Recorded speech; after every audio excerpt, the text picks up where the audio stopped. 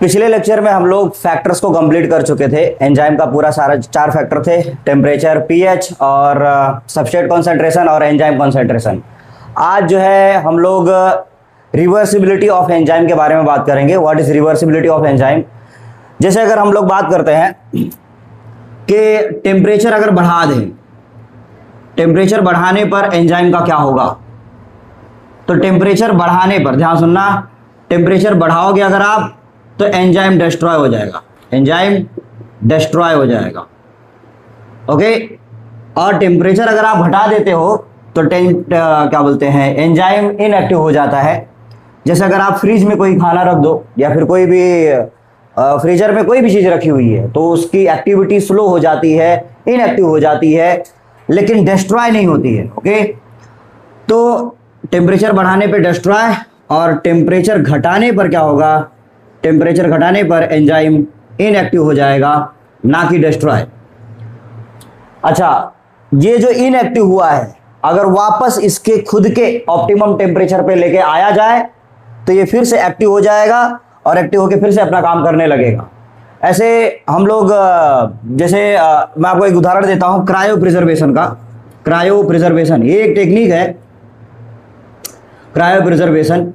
इसमें क्या किया जाता है, इसमें स्पर्म या सीड, स्पर्म बैंक में स्पर्म को और सीड बैंक में सीड को स्टोर किया जाता है -190 डिग्री सेल्सियस टेम्परेचर पर। अब इतना -190 डिग्री सेल्सियस टेम्परेचर किसका होता है? तो लिक्विड नाइट्रोजन का, लिक्विड नाइट्रोजन का। इतने टेम्परेचर पर स्पर्म के अंदर जितने भी एंजाइम है वो इनएक्टिव हो जाते हैं और कई साल तक पड़े रहते हैं ये, और सीड के भी जो एंजाइम है वो भी कई साल तक पड़े रहते हैं सीड बैंक में। क्या यहां तक क्लियर हो गया? लेकिन अगर ये टेम्परेचर बढ़ा दिया जाए तो टेम्परेचर बढ़ाने पर स्पर्म भी मर जाएंगे और सीड भी मर जाएगा। क्या बात क्लियर हो रहा है? क्योंकि उसके एंजाइम डिस्ट्रॉय हो जाते हैं। एंजाइम डिस्ट्रॉय तो इसका मतलब वो अब डिसफंक्शनल हो गया, अभी कभी वो रिवर्स नहीं हो सकता है। तो ध्यान से सुनना, मैं क्या बोला था? रिवर्सिबिलिटी। अब हम लोग बात करने जा रहे थे reversibility, reversibility of enzyme activity. Okay, तो कब रिवर्सिबिलिटी पॉसिबल है? जब आप टेम्परेचर घटा रहे हो तो वो इनएक्टिव हो गया है, लेकिन जब आप टेम्परेचर थोड़ा सा उसके ऑप्टिमम टेम्परेचर पे लेके आ जाओगे तो वो एक्टिव हो जाएगा। इसका मतलब वो रिवर्स हो सकता है। लेकिन अगर आपने टेम्परेचर बहुत ज्यादा बढ़ा दिया है तो डिस्ट्रॉय हो जाएगा, कभी रिवर्स नहीं होगा। यानी टेम्परेचर बढ़ाने पर वो रिवर्स नहीं होते हैं, डिस्ट्रॉय हो जाते हैं, बट टेम्परेचर घटाने पर वो रिवर्स हो सकते हैं, इनएक्टिव स्टेट से वापस एक्टिव स्टेट पे आ सकते हैं। इसको मैं अगर छोटे शब्दों में कहूं, ओके, टेम्परेचर यहां पर आपने क्या किया? इंक्रीज किया, इसका मतलब इंक्रीज किया, तो एंजाइम क्या हो गए? Enzyme destroy, enzyme destroyed. Okay, enzyme destroyed इसका मतलब अब ये क्या हो गया? Non reversible, non reversible. और अगर आपने टेम्परेचर घटाया है, ओके, और टेम्परेचर घटाने पर ये क्या हो जाएगा? एंजाइम हो जाएगा इनएक्टिव। तो वापस उसके ऑप्टिमम टेम्परेचर पर अगर आप लेके आते हो, ऑप्टिमम टेम्परेचर पर, तो ये फिर से एक्टिव स्टेट में आ जाएगा।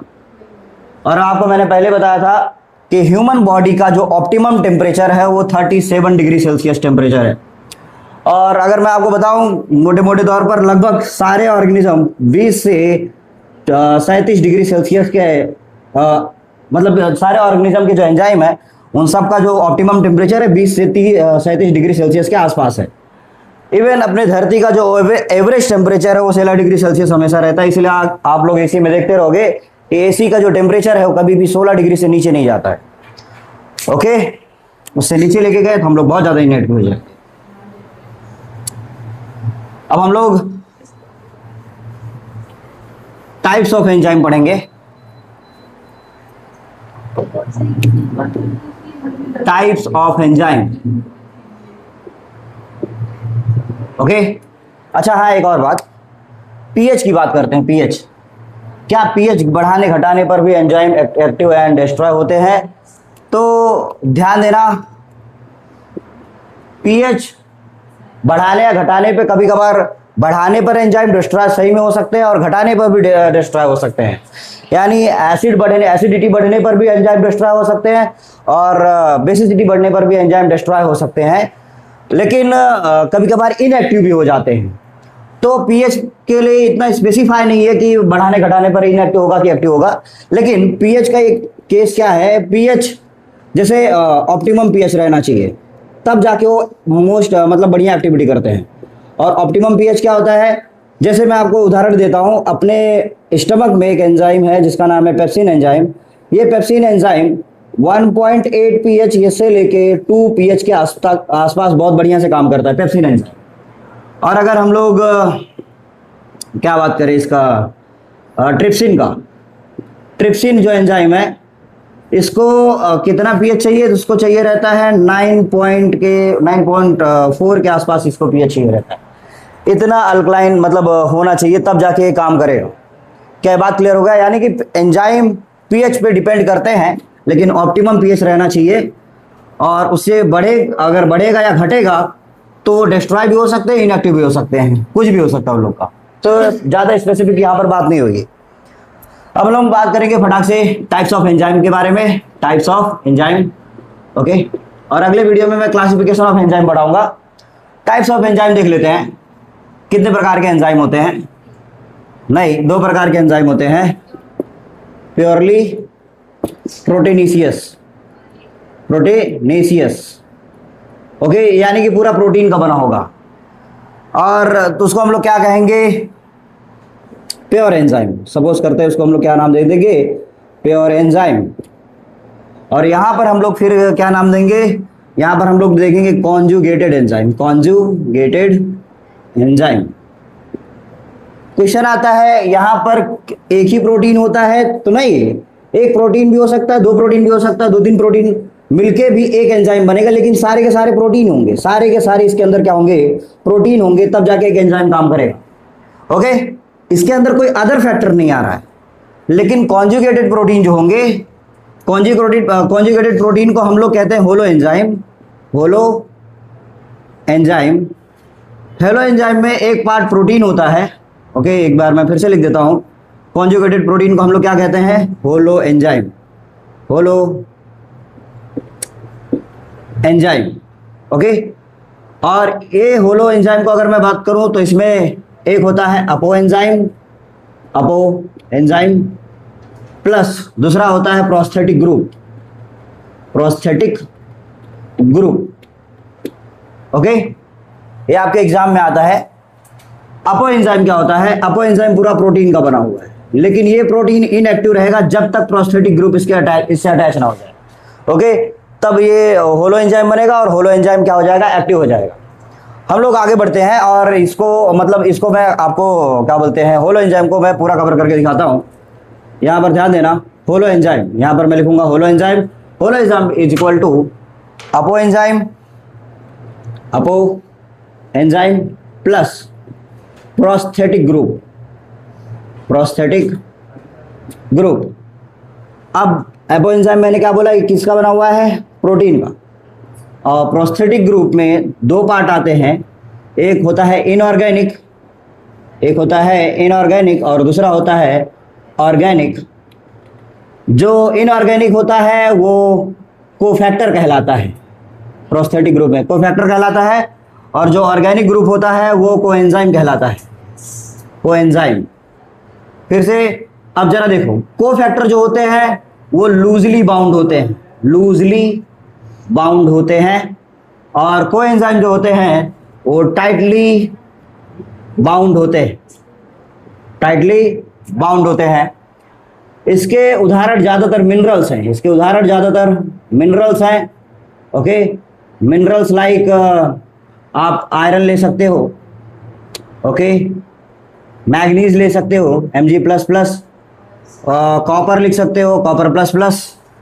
टाइटली बाउंड वाले में 2 एग्जांपल मैं आपको बता रहा हूँ, यहाँ पर ऊपर लिखे। एक आप लिख सकते हो FMN, इसका फुल फॉर्म है फ्लेविन मोनोन्यूक्लियोटाइड, मैं अभी बाद में लिख के दिखाऊंगा। और दूसरा है NAD, nicotinamide adenine dinucleotide. Okay, अब जरा देखते हैं वहां पर, मैं कुछ उदाहरण आपको बताता हूं। एक उदाहरण आपको याद रखना है, कैटालेज। कैटालेज एक ऐसा एंजाइम है जिसको अगर ये आके जुड़े, क्या नाम है इसका, आयरन आके जुड़ जाता है तब जाके ये एक्टिव होता है, वरना एक्टिव नहीं होता है। तो और अगर हम लोग FMN और NAD की बात करें, वो सब क्या है, तो सब विटामिन डेरिवेटिव्स है, वो कुछ और नहीं। जैसे यहाँ पर आप लोगों ने मिनरल लिखा, यहाँ पर हम लोग इसको लिखेंगे विटामिन डेरिवेटिव्स, विटामिन डेरिवेटिव्स। तो कई बार आपने सुना होगा कि कुछ दवाइयों के साथ में आपको मल्टीविटामिन की गोलियां दी जाती है ताकि आपकी बॉडी फिर से फंक्शनल हो मतलब हो सके, क्योंकि आपके एंजाइम पहले से इनएक्टिव हुए थे। जब आपको बुखार हुआ था तो आपके एंजाइम इनएक्टिव हुए थे, क्योंकि टेम्परेचर हाई होने जा रहा था, एंजाइम इनएक्टिव होने जा रहे थे। तब आपको मल्टीविटामिन की गोली दी गई था, और मल्टीविटामिन की गोली में वो विटामिन डेरिवेटिव्स जब आए तो आपके एंजाइम को एक्टिव करना चालू किए, और फिर से आपकी बॉडी फंक्शनल होना चालू हो गई। ओके, FMN क्या है, फ्लेविन मोनोन्यूक्लियोटाइड, और दूसरा है NAD, निकोटीना एडिनाइन, मैं लिख देता हूं इधर, FMN, okay, flavin mono nucleotide. Okay, और दूसरा NAD जब आप लिखते हो तो इसका हम लोग फुल फॉर्म में कहते हैं nicotinamide adenine, okay, dinucleotide. FMN आप रेस्पिरेशन वाले चैप्टर में आपको मैं इलेक्ट्रॉन ट्रांसपोर्ट चेन में एक कॉम्प्लेक्स के अंदर दिखाऊंगा, जो सबसे पहला कॉम्प्लेक्स होगा, उसके अंदर आप FMN देखोगे। हालांकि अभी हमारा टाइप्स ऑफ एंजाइम खत्म हो चुका है, अभी बस बचा हुआ है nomenclature of enzyme. Nomenclature of enzyme बस, बाकी सब कंप्लीट हो चुका है। नोमेनक्लेचर हम लोग पढ़ लेंगे, फिर उसके बाद एंजाइम टॉपिक कवर हो जाएगा पूरी तरीके से।